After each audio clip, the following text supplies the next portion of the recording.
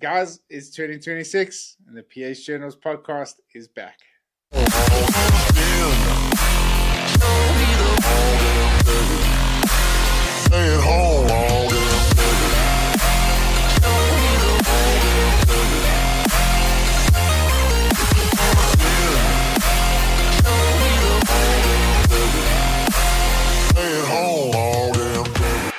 Hey guys, welcome back to another installment of the PH Journals podcast. It's 2026, the 9th of January. I am super pumped up with this season's podcast schedule going forward. I can't wait to share a couple of more episodes with you guys. We're about a week late from when the first episode of the podcast should have aired, but for good reason. I decided I needed a bit of a longer break. So I got myself down to the coast, and for the first couple of days, I put myself in the bed and I really just rested it out. I pretty much needed that, and now I am super pumped up. I'm ready to go. It's 2026, baby, and we are ready for an epic season. Before we get into it, just want to give a big shout out to Archer's Edge. They this week's sponsor of the podcast, and I can't thank them enough for the incredible service that they gave me the other day.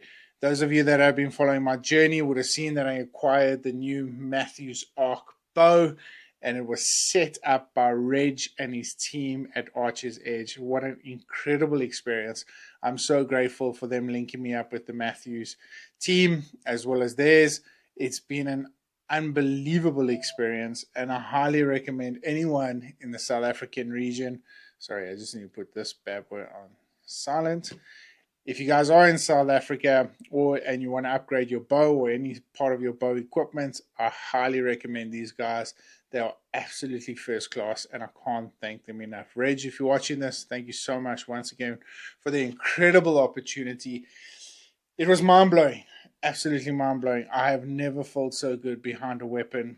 I'm super confident, and I just can't wait to get out there for this season. And bring you guys some more episodes of the Hunting Journal. So, tradition will have it that this first episode is all about show season. Show season is well on its way. I know there's a couple of guys already out there at Dallas, I think it is, for the ANA show. But yeah, I'm super pumped up. Unfortunately, I don't know how this all worked out, but my daughters were born in January. So this has made the show season intensely difficult, and hence why I've always decided to want to restructure my marketing around going more towards the opening season of the American side instead of the closing off season. So it's kind of a weird process, but I'll work around it. But yeah, my daughter's first year of school, so I can't miss that, of course. And then my other daughter, Leah, it was her first birthday, so we can't miss that either. So, you know, what an incredible blessing they are. But yeah, it does take away from the marketing trips. But anyway, for good reason. So, guys, the podcast has been running now for this will be its 7th year running.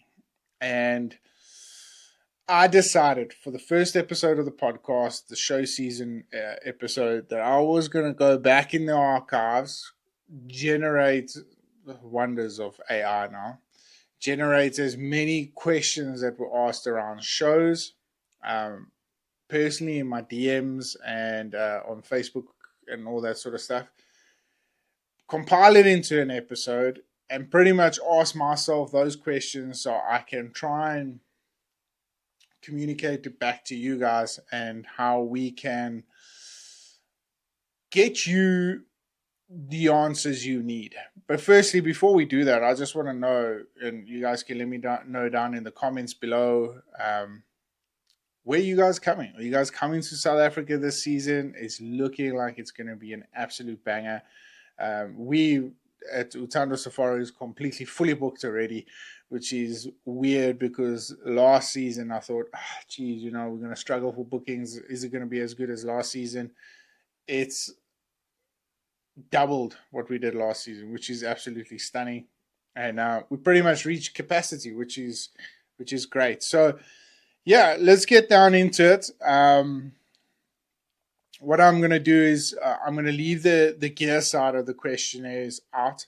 What I want to do is I want to do a really cool single episode and actually pack a gear bag on what I will bring out on a safari, 7 day, 10 day safari, whatever it may be, and yeah, and get you guys to actually run through a checklist and make sure that you guys are packing correctly, because a lot of people overpack, which is not necessarily. But if you know what to pack, and you know, and you have the right tools, and you have that checklist, and you can just run through it quickly, boom, boom, boom, boom, boom, you'll realize very quickly on what you can bring and what you don't really actually need. So one of the big so if we're starting from the beginning, right? You're walking through the shows. First impressions is everything. If you haven't got an idea of who you are wanting to see out at the shows, from images on Instagram or social media, or hooking them up on YouTube, or having conversations with them prior, and you haven't quite really figured out which outfit gets you best, and you just want to kind of walk around and scan and see what outfit is going to fit you, that's always the great start to it. Empty and not perfect. Um, so yeah, boiling that down is first impressions, right? So from an outfitter's point of view, and from a guy that's set up booths and all that sort of stuff, we put a lot of hard work into banners and all this. And what I've realized over the years that I mean I've been going to the shows since 2014. So um, over the years of going to all these shows and really realizing that it's not quite all about the impression of what the booth looks like. It's more about how the individuals present themselves. So if you're walking around these massive convention centers and stuff, take note of the things that caught your attention. Probably a sable bull sitting in the corner of the booth, or a nice big kudu bull, or just the coloring, the individuals sitting behind there. Are they pretty much run of the mill? I'll never forget a good friend of mine, Pat. Everyone knows him from the podcast. Our journey pretty much started because I rocked up at the booth while I was sitting at the booth in a pair of short pants, khaki t-shirts, and we were pretty much chilled. We were in our track shoes, and that's just who we were as individuals. We wanted to present ourselves as who we were. We didn't feel the necessary to kit ourselves up, jacket and tie, the old traditional way. Because back in the day, the first initial convention things, it was law, well, was part of the rules that you would have to wear jacket and tie and dress all smart and neat and stuff. Now it's getting a lot more casual. And I guess that's a great thing, because number one, those convention centers never get the temperature right, so it's always a ball ache. I'm either sweating balls or you freezing your ass off. So it's a really cool experience to walk around and take note of things that catch your eye. I know when I was at the convention centers and I would walk around looking for hunts, for instance, New Zealand was one of them. It wasn't really about the mounts and stuff that I was looking at. It was more about presentation of what the pamphlets look like. So, because when I think New Zealand, I think these massive, steep, rolling hills and steep cliffs and all that sort of stuff. And I thought, well, if that's on the front of the brochure, that's what they can offer. So my first immediate impression is that that's what they can offer for me, which I thought was pretty cool. So when I was looking through it, it was like, yeah, I'll carry on chatting to these guys. So that's what you guys need to try and do, is figure out what is going to communicate to you by first impressions, whether it be the booth, whether it be the individuals sitting at the booth, or some of the accessories on the booth. And take note of it. You don't have to go in right away and go and talk, but be patient and take note of it, because you are going to see hundreds and hundreds of outfitters out there, especially South African safari outfitters. Um, So that was just pretty much one of the things that are, that I wanted to mention as a good start off point.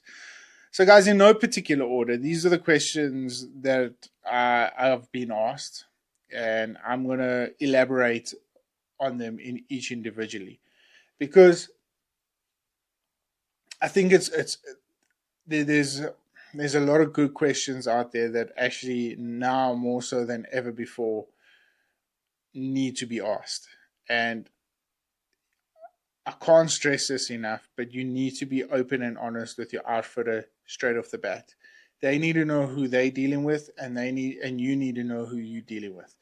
Honesty in this industry in the next 5 to 10 years is going to be one of the most important aspects to any outfitter's arsenal. And I say this with the amount of respect because for too long, outfitters, PHs, and clients have been taking the mickey out of one another. And people are getting more educated about the industry in South Africa, who the chance takers are, who they aren't. So get down to the personal questions as quickly as possible and make sure that they're open and honest. This was a big one for me. How many PHs per hunter, or how many hunters in camp? Now,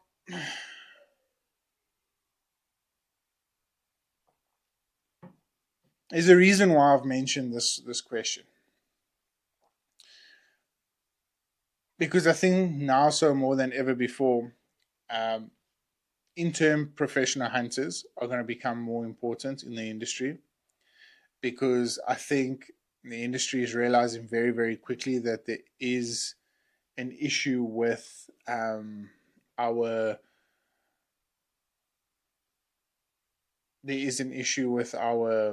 professional hunting courses and stuff, saying that some people are saying that they're too long, too short. So a lot more intern PHs are going to be linking with professional hunters out there and making sure that they get their not their qualification, they would have had it already, but make sure they get the experience in. So that's important. And then how many hunters do you guys have at camp at any given time? This is an important question because if an outfitter is trying to shove in as many hunters as possible, the hunting conditions on the property 10 to 1 aren't going to be ideal. You're going to be limited to very short areas of the property unless hunting out for other species, but it is really going to be an uncomfortable experience. And I highly recommend that you don't go for somebody who is going to shove you into a hunting camp with 10 different other hunters. The chances of that turning out to be a great experience is very, very difficult. I'll get to pricing a little bit later.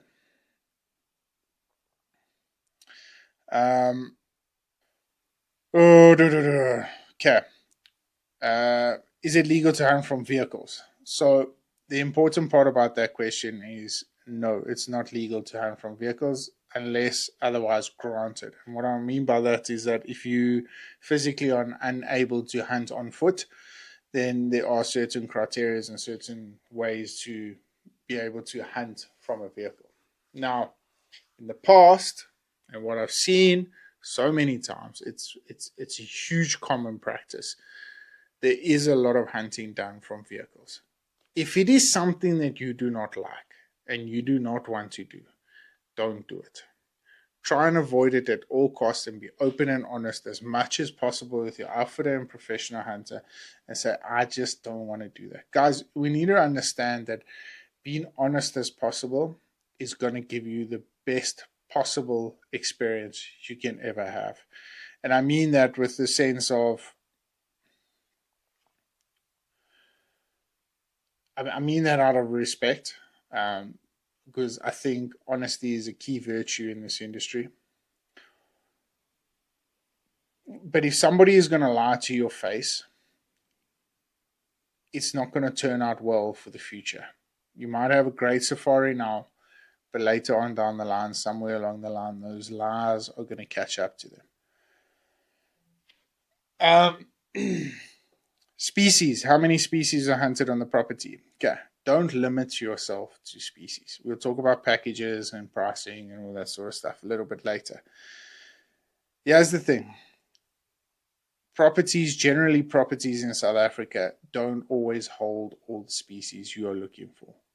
Most of the time, some of the time, you are going to have to jump in a vehicle and drive 2 to 3 hours down the road and go and hunt that species that you are chasing. It's just part of the game, it's part of the industry. Take that in as an opportunity to see different sides or different areas of this beautiful country we have.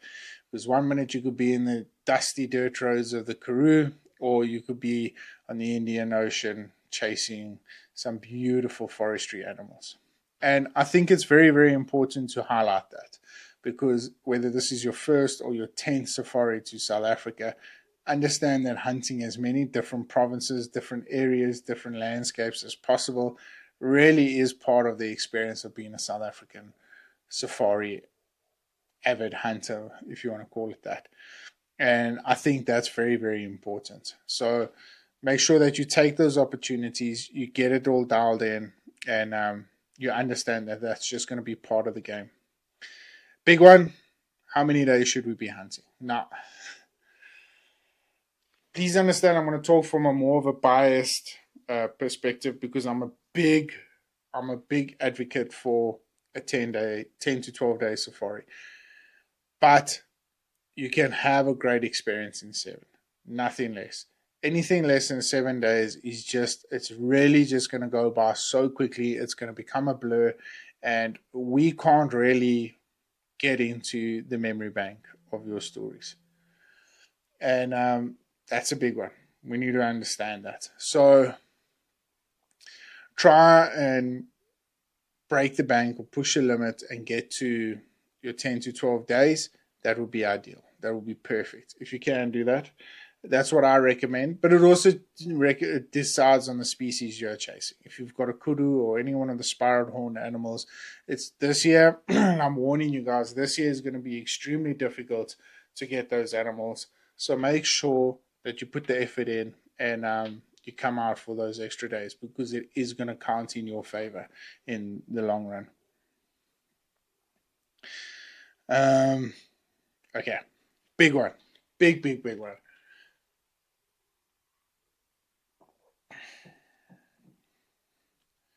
When you get to a booth, communication to the outfitter is only half of the job done. Your next step is to get your outfitter linked with your professional hunter. Now, why do I say this? Because if you can build a relationship before you arrive, sorry about that, guys. Build that relationship with your professional hunter. Let him know what you want him to come out and hunt, so he can plan accordingly. Some of the species that he'll have to plan for us, for instance, is bush pig, bushbuck, blue duiker, red duiker, sometimes Oribi if there are permits available. That's just to mention a few. Sometimes if the property doesn't have Inyala is something we have to plan for. We have to make phone calls to various. So make sure you build your relationship so that he can make plans for those sort of species. It's very, very important that he's got adequate amount of time to get you guys the best possible opportunity on those species that you want. Guys, it takes a lot of effort as a professional hunter, and sometimes outfitters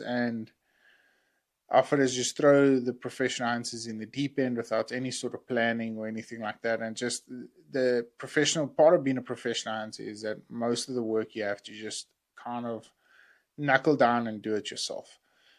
We can't always expect the outfitter to step in and help you along the way, but 9 times out of 10, a good outfitter will have the right spots to go to, and he will plan it out for your safari. But just for safety sake, don't do it that way. Communicate with your professional hunter. This is what I want to do. These are the animals I want to take. This is how long I'm coming out for. Is this all possible? That way you guys build a strong relationship, strong, honest relationship straight off the bat. So bringing it back to the shows, if your professional hunter is not there at the shows, try and get the outfitter to introduce him to you through a video call or show him you on social media, whatever the case may be, and make sure that you guys put in the effort to try and get as much done as possible with your professional hunter. It's very, very important, and it's a really cool. I think it's a cool habit that started to creep into the industry, and I think for the next couple of years, it's going to be a strong aspect in anyone's safari, building that relationship with the professional hunter and actually taking it forward. It's professional hunters' opportunities to showcase their professionalism, their honesty, and who they really are as individuals. Okay, what species do I recommend starting with? Well, this is always a catch-22 because I, for one, I never quite understood the package side of things. So keep in mind when you're at the booths, guys are going to try and sell you packages. And in those packages are like what they think is the best first animal to, or first couple of animals to take and all this sort of stuff. But what really is important to understand is that Africa offers opportunities. And when those opportunities present themselves, you need to take them. For instance, if a big warthog comes jogging across the road and you guys are more than capable of putting in a really good stalk onto him, and he's an absolute giant. When you hear your PH, is often I know Sean Kogut had one on his podcast the other day. If you hear your PH go you or yes or something like that, sorry, excuse me. Then you know that is a good species to take. Make sure you're ready. Jump off the pickup and start stalking that animal, because that is something that you need to be completely and utterly prepared for. Is that opportunities, when they present themselves in Africa, you take them 100%.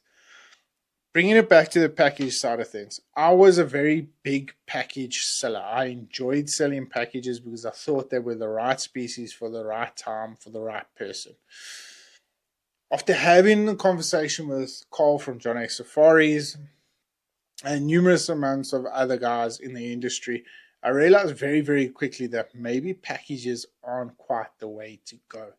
And having this opportunity bank balance is the best way of captivating a good safari. Now, what do I mean by that? Like I just said, with opportunities. So go there, understand that you're going to pay a day fee for the 10 days that you're there, and then whatever species you can add to that. Now, the thing with packages is that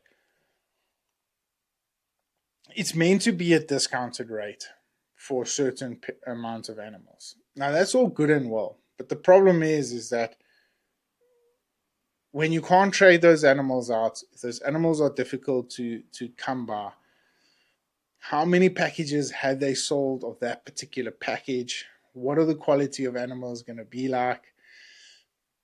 If you've got a $10,000 or $5,000 budget, rather spend the three or $4,000 on day fees, and then try and edge out an extra couple of dollars for animals, because you're not guaranteed, but you're likely to have a better opportunity at those unique species that your PH is going to say you for. And there's a lot of times that happens on safari. So you might have a client, often I've been caught out with it, because as professional hunters, we can't hide our emotion, right? So if we see something that's like really, really good, or one of the common things is we'll get to a herd, we know what's there on the property, we'll look at it and be like, we can do better. And that frustrates a lot of clients. And then when we get to that point where, okay, like that's the one to take, the client is all hyped up.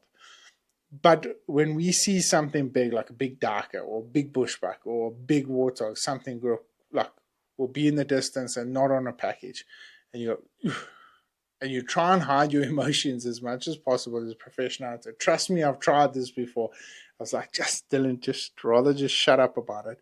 But you want your client to have that experience. That animal has presented himself an opportunity, and you want your client to go out there and harvest that animal as an African opportunity. I think it's unique. I think it's special. I think it's just ways of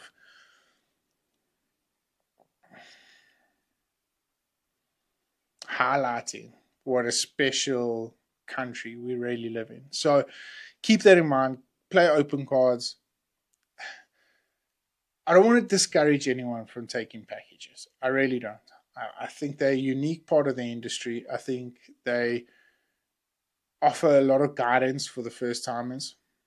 But if you can, and if you do want to risk it a little bit, maybe just don't take a package and go there with a bit of a open mind to the opportunities that present themselves.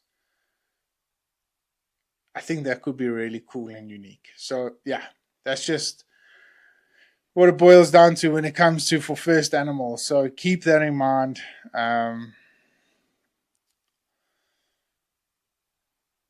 Okay. Find out from your outfitter if there's anything for your better half to do. I think excursions and all that sort of stuff is extremely important in any outfitting industry. Going along to Addo Elephant Park, there's a number of really cool parks that you guys can go to and check out some really cool species, some beautiful animals, and really go to the curio shop. Make sure that your wife is taken well care of, whether it's getting a massage or chilling by the pool, whatever it may be. So yeah, that's always an important question. Rifle hire. Make sure that your rifles or the permitting and all that sort of stuff is done absolutely correctly. If you guys would like to find out more, join African Sky Safaris. They are absolutely outstanding with getting the rifle over. It's effortless. They meet you at the airport. I'll do a podcast on this completely separate another time. But yeah, link up with your outfitters. Make sure that you guys have got the correct agents. Make sure that the guys are meeting you at the airport, taking you through the process. And it shouldn't be a difficult scenario.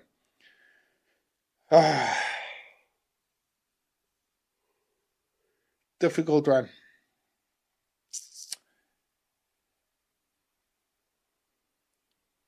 Tips. What should I tip my PH? I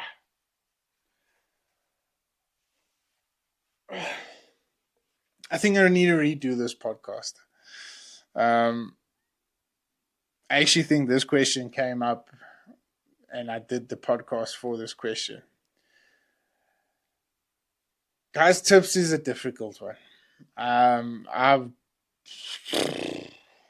hate the question. I really do. Especially when we're in camp. There's nothing worse when a client comes to you. And now that I've had my own outfitting company, when the clients come, oh, what's a good tip for the PH? You never really know. You never really know. It boils down to being a gut feeling. But what I'll do is I will do a complete separate tipping podcast, and I'll actually do it not next episode. Next episode is all about the gear bag. I'll do it on the episode after that. It's a difficult one. It really is. But it's probably one of the most important ones from a professional hunter's point of view, because tips are, a lot of people put monetary value to the quality of work that they do. And I do. I'm one of them. If I get a shit tip, I know I've done a shit job. And it's a harsh reality to face.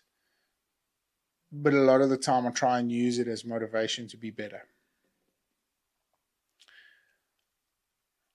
Tips are a difficult one. It really is. But go with your gut feeling. A lot of guys, generally speaking, when people come to me and propose a figure or an amount, it's kind of in the right ballpark. There are sliding scales that you can use, especially for dangerous game. If your professional hunter is a dangerous game, professional hunter, and you've hunted a dangerous animal, there are a sliding scale that you guys can use for them. It's a very, very important topic, not only for clients but also for the professional hunters.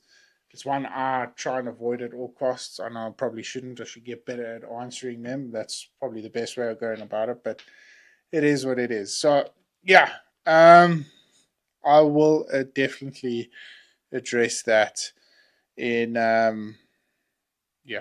in another podcast. Okay. Some of the things to look for on the booths and hidden questions within the booth. Volume of hunters that get pushed through the lodge. If there's a high volume of hunters, understand that those properties that they hunt off of are going to be extremely, extremely vulnerable or wild to hunt. The opportunities are going to be few and far between.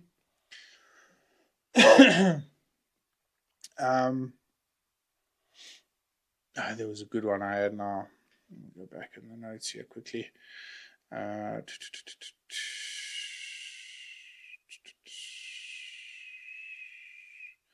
Weapons. Ask about weapons. I told you about importing or bringing your rifle in, who you can contact, and just make sure that your outfitter links with them, because there is a lot of paperwork, like letters that the outfitter has to write, all that sort of stuff.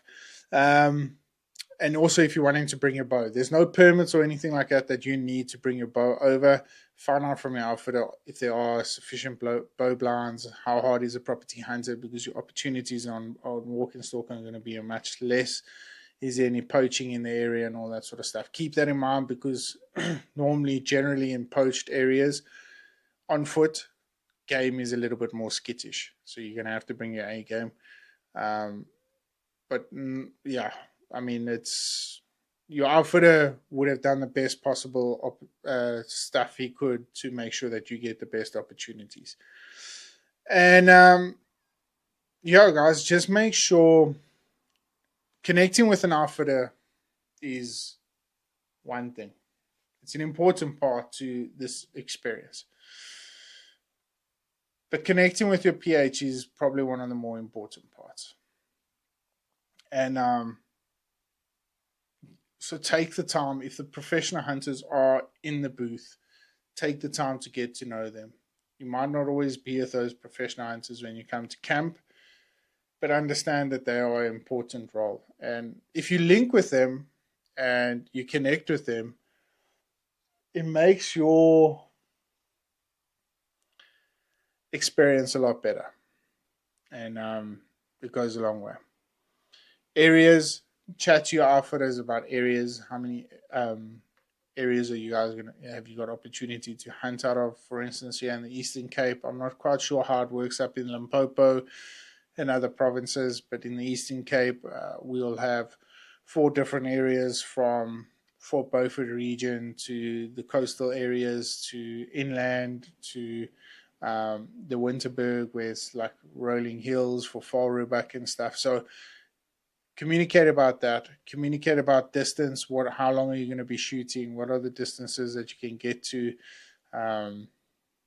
Because you're going to have to go back from that and do a lot of homework on the sticks at the shooting ranges, developing loads, making sure that you're shooting correctly and putting in the effort. So there's a lot of work that has to go on. But as this month continues and we get more and more deeper into the show season, I'll definitely be helping you guys along the way for that. So, guys, I'm going to call it quits at that. It's the first episode, the show season episode. I would love to hear from you guys where you guys are heading out this coming season. If you are coming out to South Africa, which areas, which safari companies are you guys using? I'd love to hear it. I would love to hear the stories. And if it's not this year, next year, or if you guys are going to somewhere cool, like Macedonia or New Zealand or Australia or Argentina, let me know. Let's hear it. I would love to hear you guys' stories. It's getting late here. It's hot as hell. So please excuse me. Once again, I just want to give a massive shout out to Archer's Edge for sponsoring this episode of the podcast. I'm so grateful for all the work you guys have done and for allowing me to join the team. Thank you so much. I'm really excited for 2026. We will catch up with you guys next week where we touch base on some gear selection. So, like always, for the first time in 2026, if you are, happy hunting. Until then, stay safe, stay blessed, stay humble. We'll catch up with you guys soon. Cheers.